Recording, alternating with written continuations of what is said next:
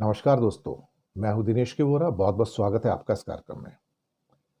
दोस्तों, अमेरिका के बाद कनाडा ने भारत को झटका दिया है और 80% भारतीय छात्रों का वीजा जो एप्लीकेंट थे खारिज कर दिया।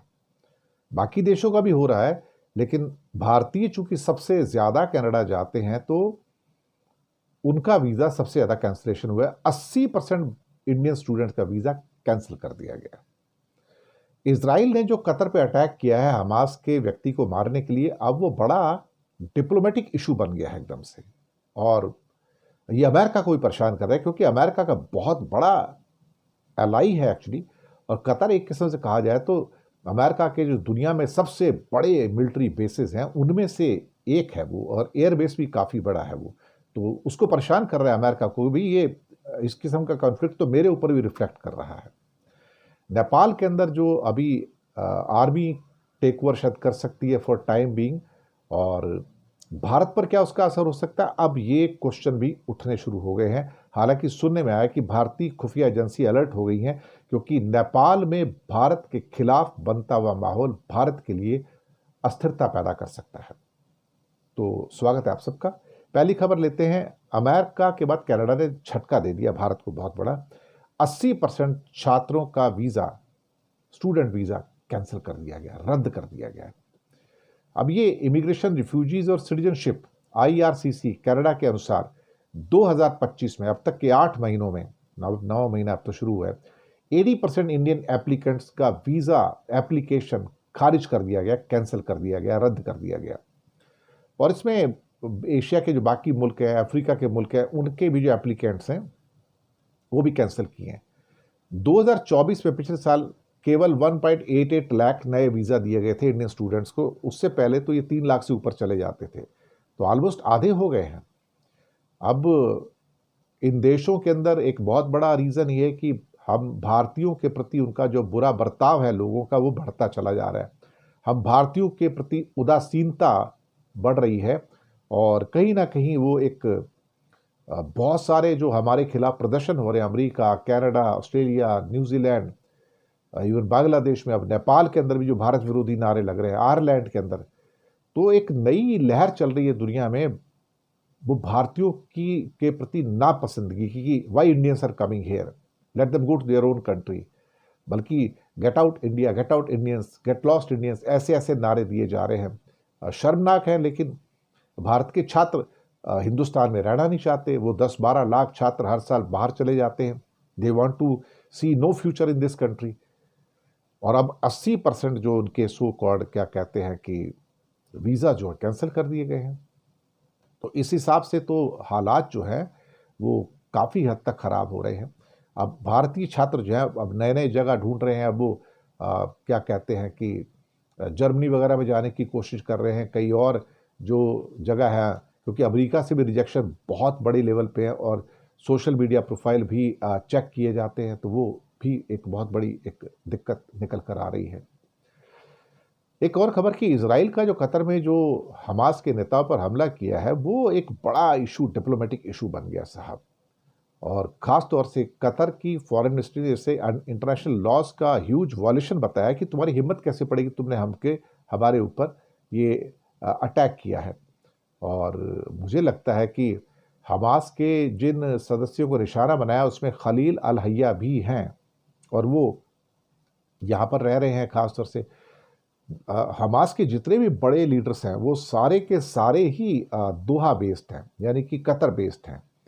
और अब हमास को तो हम सपोर्ट करते नहीं भाई। हमने तो दरअसल क्या है कि हमास को कभी भी एक इस किस्म का संगठन माना ही नहीं है जो कि एक किस्म से कहा जाए कि गजा का भला कर सके। तो अलग अलग जगह पे अलग अलग संगठन बने हुए हैं, तो हमारी तो सपोर्ट हमास को कभी भी नहीं रही और ना कभी रहेगी। और हमने तो जब उन्होंने पहले भी, जब 7 अक्टूबर को उनका जो हमला हुआ था जहां 1200 लोग इजरायलियों की हत्या कर दी गई थी, तो उसमें भी उसकी काफ़ी उनका कंडेमनेशन हुआ था, पूरी दुनिया में हुआ था। उसके बाद फिर इजराइल का जो अटैक है आज तक रुका ही नहीं है। वो तो अब रोज़ मारता है निकल निकल के। तो 7 अक्टूबर का जो जेनोसाइड हुआ है, उसके लिए अटैक जो हुआ, उसका बदला इजराइल आज तक निकाल रहा है, और उसके पुअर पैलेस्टीनियन उसको सफ़र कर रहे हैं। और कहीं ना कहीं हमास उसकी जिम्मेदारी लेता भी है और लेनी भी चाहिए। और अभी भी जो 5 आदमी मारे हैं, जो एक बस स्टॉप के पास में अंधाधुंध गोलीबारी करके जेरूसलम में, उसकी जिम्मेदारी भी हमास ने ली कि हमने मारा। तो नेचुरली उसको देख के इजराइल और भड़क गया और उसने फिर कतर के अंदर हमला किया। लेकिन कतर की जो प्रतिक्रिया है, जो रिएक्शन आया, बहुत सख्त आया है, इंटरनेशनल लॉ का घोर उल्लंघन बताया है। और मुझे लगता है कि अमेरिका को शायद एक न्यूज़ आ रही है कि अमेरिका को इजराइल ने इन्फॉर्म कर दिया था कि हम कतर पे हमला करने जा रहे हैं। अब कतर जो है एक सबसे इंपॉर्टेंट एलाई है अमेरिका का।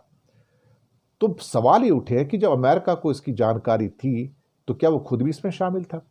कतर में इस टाइम अमेरिका के 10,000 सोल्जर्स हैं, 10,000 सोल्जर्स, उनका एयरबेस जो है वहां पर है। अब यहां पर ये अरब देशों ने तो खैर इसका पूरा का पूरा विरोध जताया है, क्योंकि भाई अगर आज वो इजराइल कतर में हमला कर सकता है, कल सऊदी भी करेगा, परसों किसी और पे करेगा।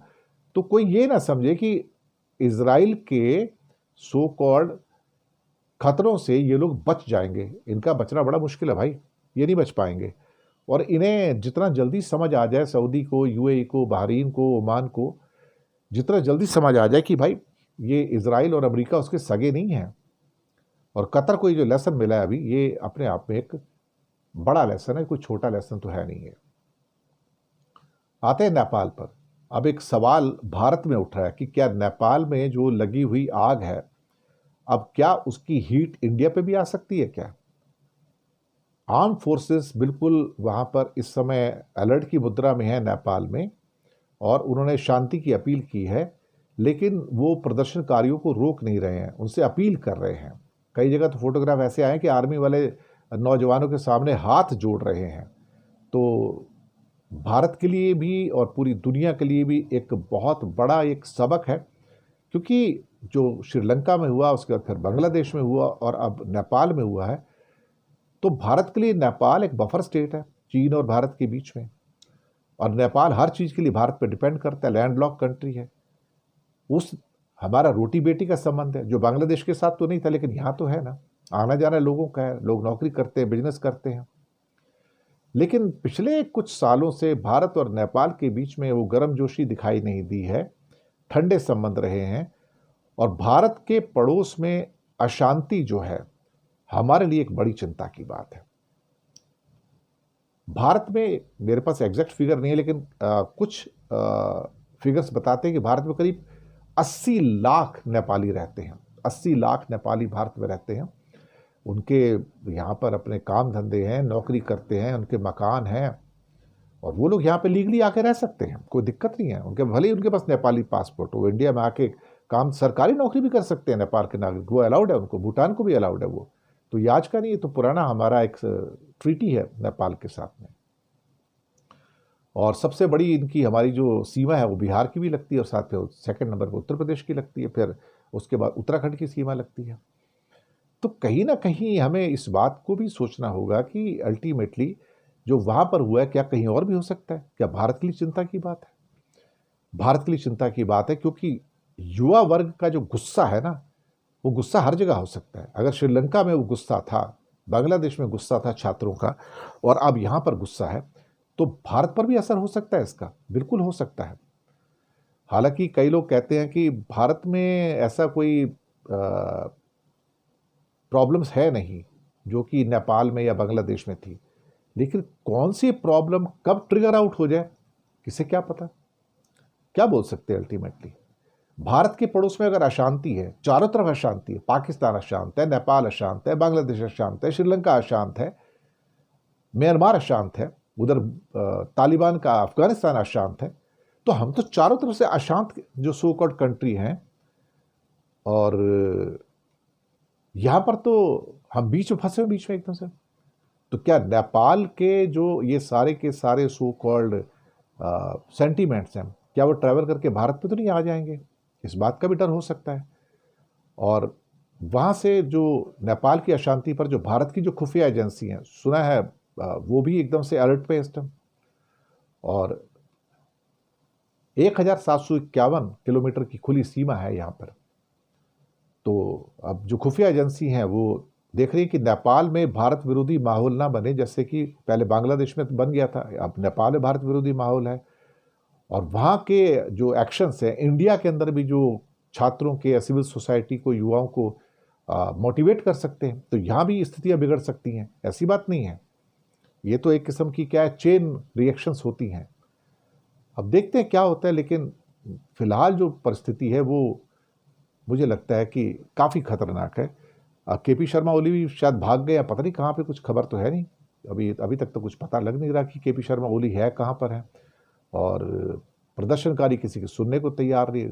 बड़े बड़े जो सारे के सारे महल, दो महले, ऑफिस, सब पर जाकर उन्होंने आग लगा दी है। अब देखते हैं क्या होता है। फिलहाल तो स्थितियां जो हैं बहुत ज़्यादा नाजुक हैं। और आर्मी के जो जनरल थे वहाँ पर, वो भी एक्चुअली देखा जाए तो नेपाल आर्मी की, वो भी केपी शर्मा ओली को बचाने के लिए आगे नहीं आए हैं। अब सेना प्रमुख ने वहाँ नागरिकों से अपील की है कि भाई आप अपने अपने घरों में जाएं और शांति और सुरक्षा बनाए रखिएगा। एक करीब 2 मिनट 40 सेकंड के वीडियो में जनरल सिगडेल ने प्रदर्शनकारी नेताओं से प्रदर्शन को स्थगित करने के लिए और बातचीत के माध्यम से शांतिपूर्ण समाधान तक पहुंचने के लिए वो उन्होंने आग्रह किया है।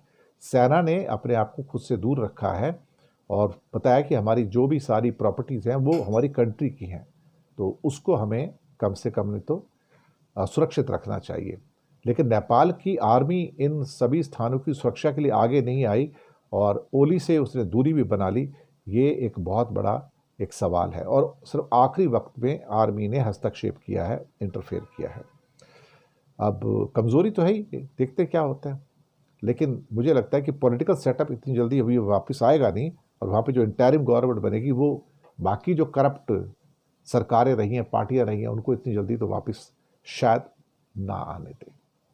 तो शुक्रिया आपका बहुत बहुत, आप हमारे साथ बने रहिएगा और चैनल को सब्सक्राइब कीजिएगा। हो सके तो छोटी छोटी आर्थिक मदद भी आप कर सकते हैं। नीचे हमें आपके लिए यूपीआई नंबर और बैंक अकाउंट नंबर दोनों दिए हैं।